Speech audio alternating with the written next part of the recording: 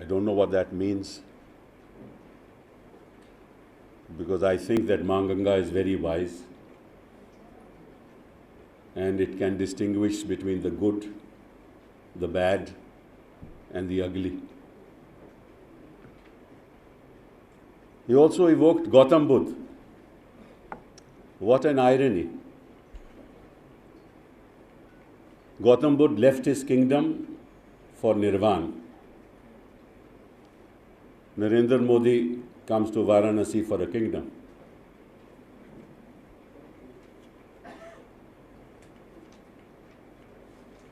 He evokes Kabir. And he talks about Varanasi's handloom people. And what has he done for the handloom industry in Gujarat? Even more surprising, he evokes Mirza Ghalib and talks about Ganga Jamni Tehzeeb. How ironic. और मुझे गालिब का एक शेर याद आता है जो गुजरात पे मेटाफोरिकली लागू है। कितना बदनसीब है ज़फ़र। अरे भैया, कितना नहीं है, गालिब का है, अगर आपको नहीं मालूम। कितना बदनसीब है ज़फ़र, दफन के लिए 2 गज ज़मीं भी ना मिली कुएं यार में। उसके बारे में है, उसके बारे में है। एनीवे, ये लागू होता है, गुजरात में लागू होता है। 2 गज ज़मीं भी ना मिली कुएं यार में, जहाँ मतलब कि जहाँ जहूपुरा मॉडल, जहाँ जहूपुरा मॉडल, हाँ हिंदुस्तान में है, गुजरात, हाँ हिंदुस्तान में है, गुजरात में जहूपुरा मॉडल लागू किया जा रहा है। इसलिए मैंने ये ज़फ़र साहब के बारे में बात की थी। खैर छोड़िए, कभी गौतम बुद्ध की बात करते हैं, कभी ये कबीर की बात करते हैं, कभी गालिब की बात करते हैं, और गंगा जमनी तहजीब की बात करते हैं। सबसे सरप्राइजिंग तो ये बात है, गौतम बुद्ध ने अपना सिंहासन त्यागा और ये सिंहासन पाने के लिए वाराणसी आ रहा है। और बिस्मिल्लाह, जहाँ तक बिस्मिल्लाह खां की बात है, I remember, I mean this was to hear Bismillah was something spiritual. The mellifluous notes of Bismillah's Shehnai touched your heart. And Modi, of course, I don't know how many hearts he touches.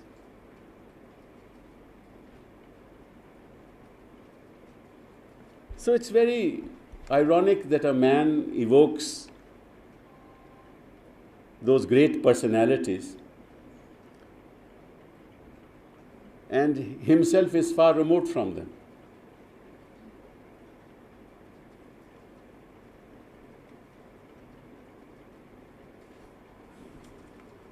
अब ये आपको मालूम है कि पिछले कई सालों में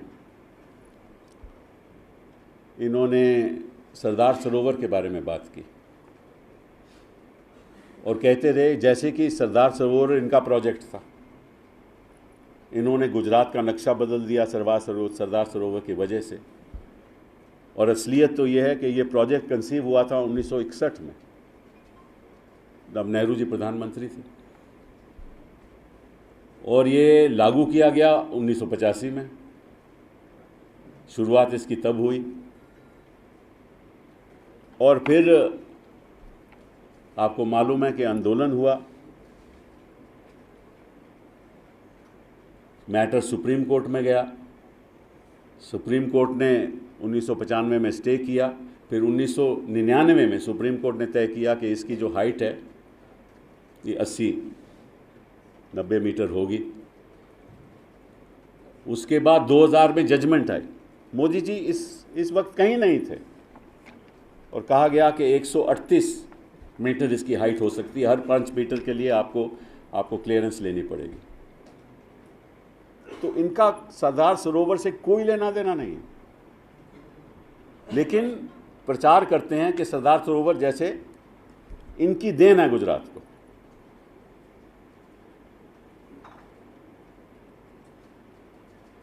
और सरदार सरोवर में हुआ क्या है, 75,000 किलोमीटर की नहरें बननी थी और अप्रैल 2013 तक लगभग 23-24 हज़ार किलोमीटर की नहरें बनी हैं। और ये कहते हैं कि मैंने गुजरात का नक्शा बदल दिया है। और जो सौराष्ट्र में नहरें जानी थी, जहां सबसे ज्यादा पानी की जरूरत है, वहां पानी पहुंचा ही नहीं। 50,000 किलोमीटर की नहरें, सब कैनाल्स तो सौराष्ट्र पहुंचनी थी, वो पहुंची तक नहीं। किसानों ने जमीनें बेच दी, किसानों ने काश्त करना छोड़ दिया, किसानों ने सुइसाइड किया। और इसलिए मैंने ये तस्वीरें आपके सामने रखी। ये रियलिटी है। माइनर कैनाल वलथेरा धोलका तालुका, इसकी हालत देखो। 29,000 करोड़ की लागत इनको मिली, 29,000 करोड़, और ये हालत।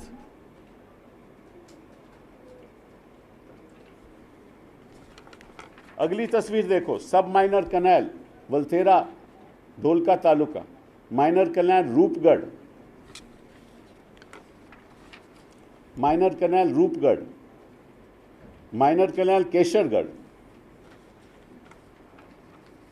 Minor canal Kariyana, minor canal Bhavanpura, सब माइनर कैनाल क्रांति, सब माइनर जंक्शन रूपगढ़। ये एक्चुअल तस्वीरें हैं।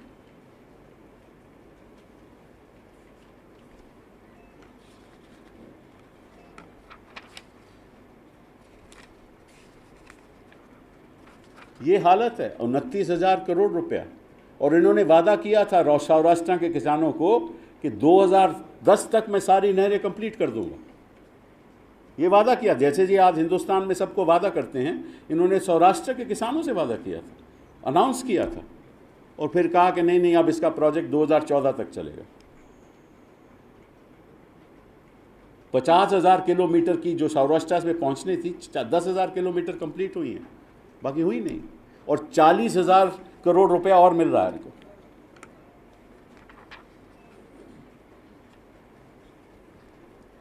The canals have cost about 29,000 crores, yet the farmers are still waiting for the waters of Narmada to reach them.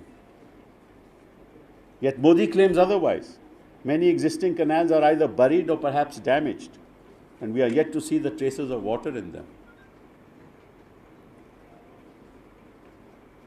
And what is happening is that water is being sold to industrial houses, because पानी तो वहाँ पहुँचा नहीं। अब वही पानी ये industrial houses को बेच रहे हैं एट ₹10 per 1,000 लीटर्स। जो पानी किसान को पहुंचना था, ये बेच रहे हैं उसको इंडस्ट्रियल हाउसेस को, और अपनी तारीफ खुद कर रहे हैं कि मैंने एक बड़ा भारी परिवर्तन लाया हूं मैं गुजरात में, सरदार सरोवर मेरा, जैसे कि इन्होंने बनाया है। काम कांग्रेस ने किया, नाम अपना ले रहे हैं। स्कीम सेंट्रल है, बात अपनी करते हैं, और कहते हैं कि कृषि में एक परिवर्तन आया, इतना भारी परिवर्तन, और लोग किसान वहां सुइसाइड कर रहे हैं। और ये इंस्ट्रक्शंस दे रहे हैं कि कोई किसान अगर उसकी मृत्यु हो जाए तो उसका रीजन आप मत दीजिए। और कहते हैं कि गुजरात में एक किसान का सुइसाइड नहीं हुआ, क्योंकि ये इंस्ट्रक्शंस दे रखे हैं।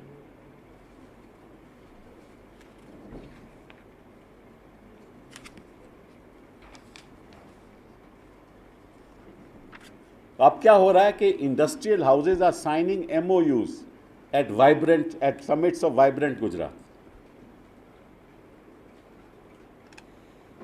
Vibrant Gujarat is full of vibrant lies.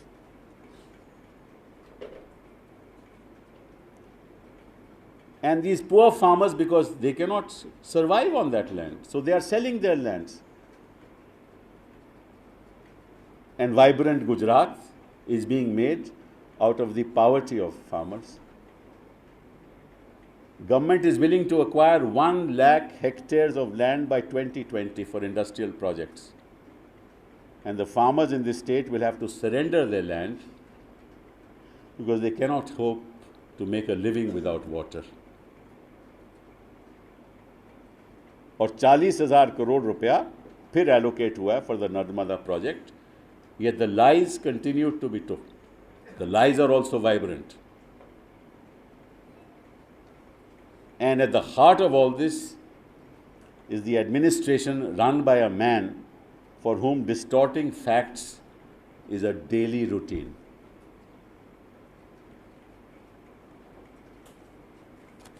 अभी इन्होंने क्या कहा वाराणसी में जाके कि जैसे अब ये कहते हैं कि भगवान ने इनको भेजा, कहते हैं कि भगवान ने मुझे भेजा है हिंदुस्तान का सुधार करने के लिए। कितने पवित्र हैं ये।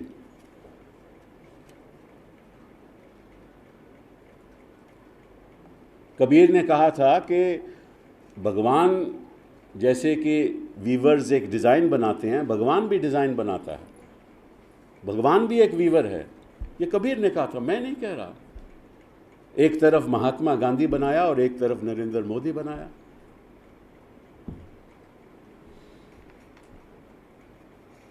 तो कहते हैं कि गंगा मैली है, मैं गंगा को स्वच्छ कर दूंगा, ये अपने अपने पवित्र पांव रखेंगे, गंगा स्वच्छ हो जाएगी, ये हाथ लगाएंगे, पानी साफ रह जाएगा।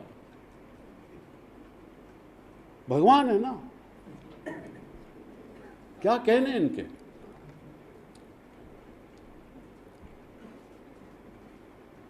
इनकी मैं जरा असलियत बता दूं। कहते हैं कि देखिए मैंने साबरमती को कितना क्लीन कर दिया, क्या मैंने वाटर फ्रंट बना दिया। साबरमती को ऐसे ही मैं वाराणसी भी कर दूंगा। अब जरा उसकी कहानी समझ लो, मैंने वो भी आपको दिया है। ये उसकी हेडिंग है Modi's polluted Sabarmati polluted facts. इसकी तस्वीर दिखा देता हूं आपको मैं।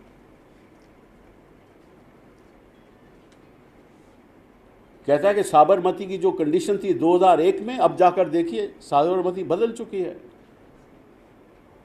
गंगा भी मैं स्वच्छ कर दूंगा।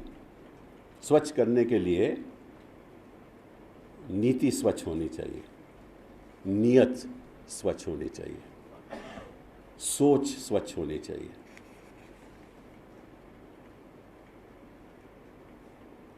ये देखो गंगा साबरमती की तस्वीर,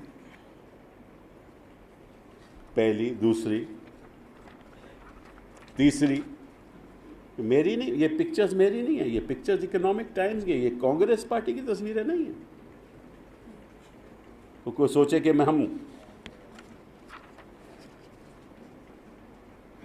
और फिर क्या सर्वे हुआ, सीपीसीबी ने सर्वे किया साबरमती का, उसका मैंने टेबल आपको दिया है।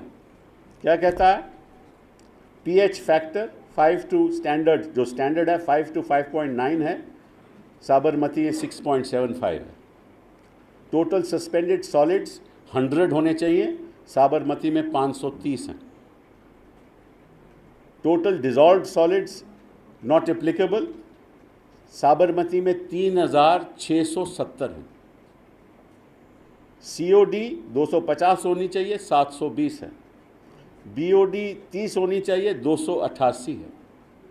ऑयल एंड ग्रीस 10 होनी चाहिए, 8 है। A total of 9 sampling stations were established covering 163 kilometer stretch of the river from upstream of Gandhinagar city to Vataman near Sabarmati estuary. Physiochemical, biological and microbiological analysis indicated that the river stretch from Ahmedabad, Vasna barrage to Vataman were highly polluted. ये गंगा को सफा करेंगे। Due to perennial waste discharges mainly from municipal drainage and industries, and implementation of sustainable management plan with proper treatment of both municipal and industrial effluents is essential to prevent further deterioration of the water quality of this river.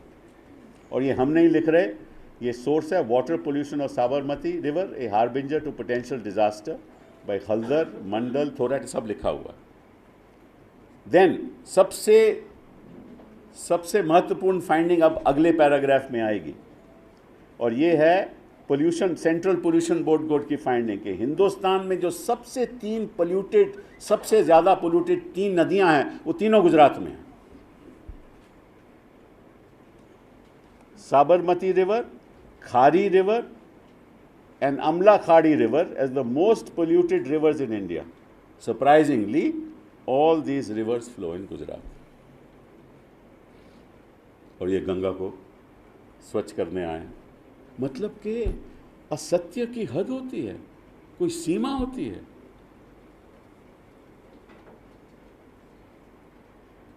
फिर CAG की report, क्योंकि CAG की report रोज coat करते हैं. CAG की report 2012 में क्या कहती है? Government as Gujarat has not formulated any policy based on local conditions for prevention of pollution of rivers, lakes and groundwater. While treatment of industrial effluents before its discharge is compulsory, no program had been introduced to prevent such pollution from agriculture. आगे, no information was provided by the Ahmedabad Municipal Corporation of the state government for the audit of the National Clean Volunteers of the Sabarmati River. It could not be verified whether monitoring by state steering committee headed by Chief Minister Secretary took place or whether citizens monitoring committee was ever formed. Half-truths and blatant lies are the trademark of Narendra Modi. Just as the Sabarmati is polluted, so are his facts. तो इस से हम उम्मीद ही क्या कर सकते हैं? अब ऐसे तो दिखा रहा है. मैं पत्रकारों को भी, मैं पत्रकार तो नहीं, जो चैनल्स हैं उनको भी दाद देता हूं. कुछ चैनल्स खबर दिखाते हैं, कुछ चैनल्स खबर बनाते हैं. जहां जिससे पूछो वो मोदी वो वोट देगा. बोले जैसे हिंदुस्तान मोदी के पीछे पड़ चुका है. हम यहां बैठे हुए हैं ना, हम मोदी के सिवा कोई चेहरा देख ही नहीं सकते. हिंदुस्तान में कोई चेहरा दिखता ही नहीं. मोदी मोदी मोदी मोदी मोदी. वो माइक रख देते हैं, उसके पूछे बोले मैं तो मोदी को वोट दूंगा. जैसे हिंदुस्तान में कोई और है ही नहीं दूसरे को वोट देने वाला. तो भैया इनकी 500 सीटें आएंगी.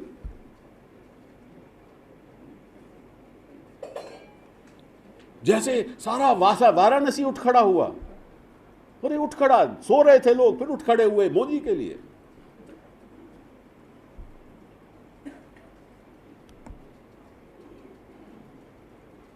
तो बड़ी गंभीर समस्या इस देश के सामने है. कहीं ना कहीं सच्चाई को आपके सामने लाना बड़ा ज़रूरी है, और आपको जनता के सामने लाना उतना ही ज़रूरी है. धन्यवाद. हाँ, लेट टॉम. अभी बीजेपी ने ये कहा कि कांग्रेस के पास अब इश्यूज कुछ बचे नहीं. कभी वो रोड शो की कंप्लेंट करती है, कभी नरेंद्र मोदी के हेलीकॉप्टर के पीछे दौड़ती है. मैं तो साबरमती के पीछे दौड़ रहा हूँ. मैं ना हेलीकॉप्टर के पीछे दौड़ा हूँ, ना मैं हेलीकॉप्टर के नीचे पड़ा. मैं तो साबरमती के, उनकी जो कही हुई बात उसके ऊपर टिप्पणी कर रहा हूँ. उनके सरदार सरोवर प्रोजेक्ट जो उन्होंने पिछले 3-4 सालों में बातें कही हैं उनके ऊपर टिप्पणी, और आपको सच्चाई आपके सामने रख रहा हूँ. एक मिनट, यू विल. आप साबरमती की बात कर रहे हैं, आप नर्मदा की बात कर रहे हैं. हम ये जानना चाहते हैं कि नदियों का मैटर केंद्र का सब्जेक्ट है या राज्य का सब्जेक्ट है. दूसरी बात, जब गंगा एक्शन प्लान आप बनाते हैं, यमुना एक्शन प्लान आप बनाते हैं, तो नर्मदा आप क्यों नहीं बनाते हैं? दिया ना, 29,000 करोड़ दिया, 40,000 करोड़ ऑल एलोकेट हुआ. नहीं, आप you are mistake. Please do not, please understand, this is not. Central government gives voluntarily, gives money. Rivers are a state subject, you know that. Rivers is not a central subject. One second, please let me answer, sir. Will you please let me answer? Under the constitution, river is a state subject, but since the state does not have the wherewithal, we give money to the states, right? We have taken over the responsibility in some cases, but we do not tom to the rest of the world. हमारे प्रधानमंत्री ने कभी नहीं कहा जाकर कि मैं कल गंगा को स्वच्छ कर दूंगा। हम वो बात नहीं कर रहे। हर चीज़ में थोड़ा वक्त लगता है, और शायद गुजरात को स्वच्छ करने में भी थोड़ा वक्त लगेगा, क्योंकि गुजरात आज के दिन पोल्यूटेड हो गया है, तो वो भी स्वच्छ करने में वक्त लगेगा। कि 2 दिन में तो बात होती नहीं। मैं तो नरेंद्र मोदी की जो वाक्य हैं, जो पब्लिक सामने वो जो बोलते हैं, उसकी बात कर रहा हूँ। हमारे प्रधानमंत्री ऐसा कभी नहीं करते। मैं तो उसके बारे में बात कर रहा हूँ। वो कहते हैं कि साबरमती को मैंने देखो कैसे बदलाव कर दिया, ऐसा ही मैं वाराणसी में करूँगा गंगा को। तो मैं साबरमती की असलियत आपको बता रहा हूँ, इसमें गलत क्या है? आशीष, बीजेपी ने एक एलिगेशन लगाया आज कुछ सेक्शन ऑफ मीडिया में ऐसी रिपोर्ट्स है कि आप लोगों ने मैनिफेस्टो में माइनॉरिटीज को लेकर के reservation this is also coming. नया जोड़ा है चैप्टर, क्या ये सही है? और वो आप लगा रहे हैं कि आप लोग मुस्लिम अपीसमेंट पे लगे? नहीं, देखिए ऐसा है कि there is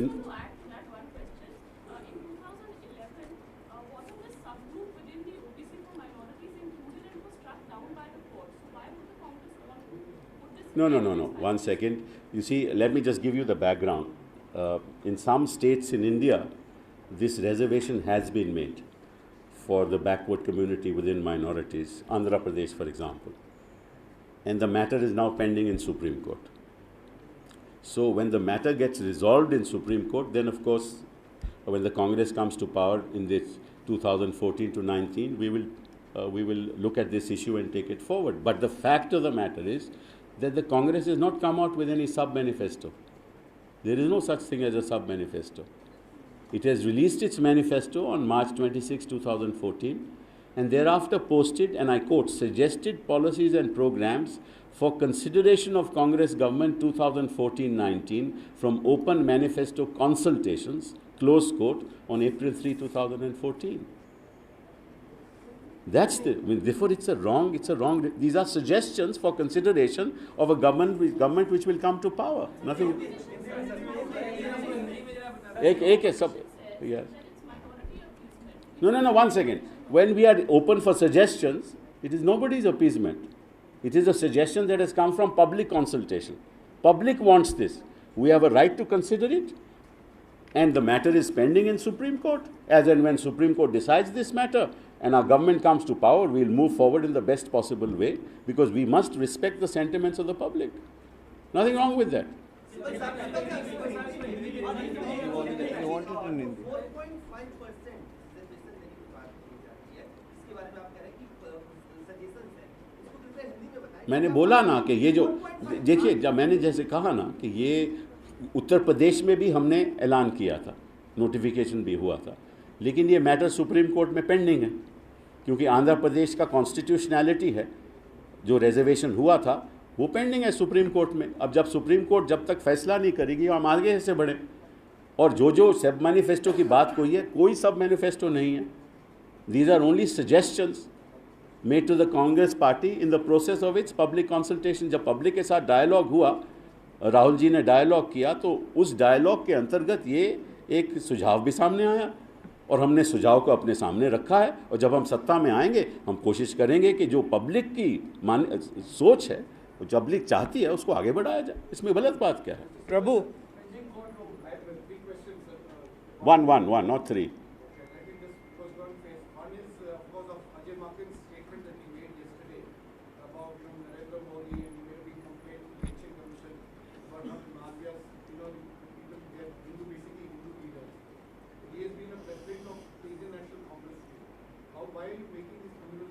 No, nobody is making any communal statement. It is the communal statement that's being made by Narendra Modi. I've given you that. Arey bhai, nothing can be more communal than what he has said in his letter. And nothing can be more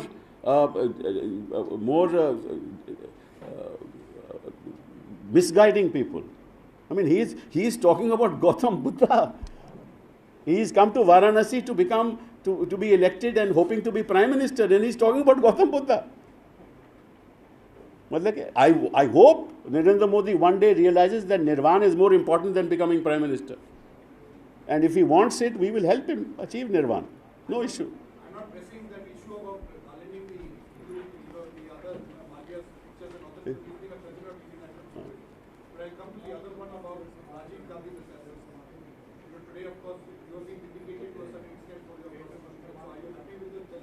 happy or not happy is not the issue. We believe that, and this is something that we are very concerned about. Have you ever heard any leader of the BJP talk about the assassins of Rajiv Gandhi to be executed immediately?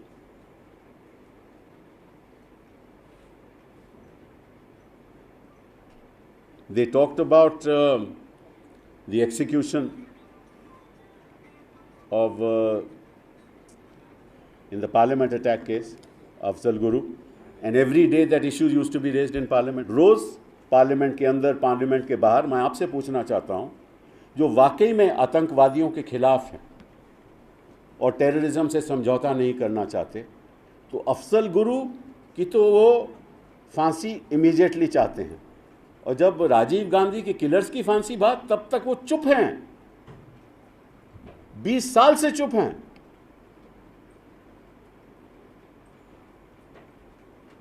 इनकी आतंकवादियों से कोई लड़ाई नहीं है. इनकी लड़ाई केवल वोट बटोरने की है. अगर ऐसा होता तो आज ये खुलेआम, आज भी मोदी पिछले 15 साल से 2002 से क्यों नहीं कहा कि राजीव गांधी के किलर्स को फांसी लगनी चाहिए और तुरंत लगनी चाहिए? और केवल राजीव गांधी के किलर्स ही नहीं है. कैपिटल पनिशमेंट में सुप्रीम कोर्ट ने कई आतंकियों को सजा दिया, किसी के बारे में इन्होंने नहीं बोला. और जब ये खुद सत्ता में थे तो इन्होंने अफजल गुरु को क्यों नहीं फांसी दी? 1999 से लेकर 2004 में ये सत्ता में थे, क्यों नहीं फांसी दी? ये केवल आतंकवाद से भी पॉलिटिक्स करना चाहते हैं. इनको कोई लेना देना नहीं है. The third issue, sir, on this huge voter turnout that is taking place, is this more for Modi or is it correlated, or is it a Modi will say that 100% it is for him. There is no citizen in this country is not for Modi. You watch the TV channels. Everybody is for Modi. Only 16th of May, the reality will come to the fore. You said that the television channels again and again.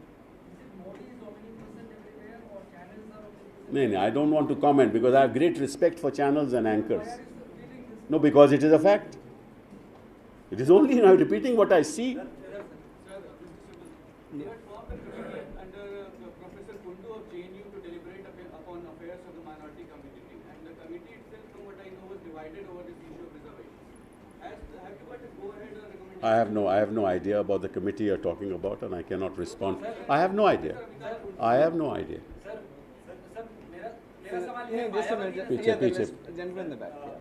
BJP अभी press conference BJP की थी पहले उसमें कहा है कि कांग्रेस हमेशा Gujarat model की बात करती है, लेकिन वाड्रा डेवलपमेंट अरे कांग्रेस गुजरात मॉडल की, मैंने कब कांग्रेस ने गुजरात मॉडल की बात की? आप मुझे बता दीजिए. हाँ, बिकॉज नरेंद्र मोदी गुजरात मॉडल की बात करते हैं. आप मुझे ज़रा समझा दिए गुजरात मॉडल है क्या भैया, मैं भी ज़रा समझ लूँ. इतने 10 साल हो गए मुझे समझने, मुझे अभी तक तो समझ नहीं आई. हाँ, बता दीजिए. क्या बीजेपी पूछिए बात उनको बेचारों को नहीं पता, मैं क्या करूं. उनको केवल गुजरात डेवलपमेंट मॉडल पता है और उससे सारी कैंपेन उनकी चल रही है, वो मॉडल उनको पता है. Ja. सुप्रीम कोर्ट के मुख्य न्यायाधीश ने कहा है कि जजों की नियुक्ति के मामले में केंद्र और राज्य सरकारें आईबी के जो इनपुट्स होते हैं उसको ध्यान में नहीं रखती है, और बाद में जुडिशरी में भी करप्शन की बात आती है तो स्टेट और सेंटर दोनों इग्नोर करती हैं जो आईबी इनपुट देता है. कि कौन इग्नोर करता है? सुप्रीम कोर्ट के मुख्य न्यायाधीश ने कहा है कि जो आईबी के इनपुट्स होते हैं उसको केंद्र और राज्य सरकार जजों की नियुक्ति के हम तो जो आईबीए के इनपुट्स होते हैं, मैं क्योंकि चीफ जस्टिस ने ऐसा बयान दिया है कि इससे मैं ऐसा बयान कुछ में कोई उसमें टिप्पणी नहीं करना चाहता. लेकिन जो बात अगर आपने कही है, मुझे नहीं मालूम उन्होंने कहा है कि नहीं, लेकिन जब भी आईबी की इनपुट आती हैं तो हम न्यायाधीश को भेजते हैं, सर्वोच्च न्यायालय में सब न्यायाधीशों को भेजते हैं और वो तय करते हैं कि उसमें उसको नज़रअंदाज करना चाहिए या नहीं. लेकिन कभी ऐसा नहीं हुआ कि आईबी की इनपुट आई और हमने नहीं भेजी हो. और ये मुझे व्यक्तिगत मुझे मालूम है, क्योंकि मैं लॉ मिनिस्टर रह चुका हूँ। एक सेकंड। बीजेपी ने प्रेस कॉन्फ्रेंस की है रविशंकर प्रसाद ने, उन्होंने कहा है कि सोनिया जी हो, चाहे राहुल जी हो, चाहे प्रियंका जी, सब सवाल उठाते हैं गुजरात मॉडल डेवलपमेंट का। कांग्रेस ये करीब समझाती है कि Robert Vadra model of development. मैंने बोला ना, मुझे बता दीजिए, हमने कभी रॉबर्ट मॉडल ऑफ डेवलपमेंट की बात की है? वो तो गुजरात मॉडल ऑफ डेवलपमेंट की बात करते हैं, हमने तो कभी नहीं की। एक प्राइवेट आदमी है और ये उसके पीछे पड़े हुए हैं, क्योंकि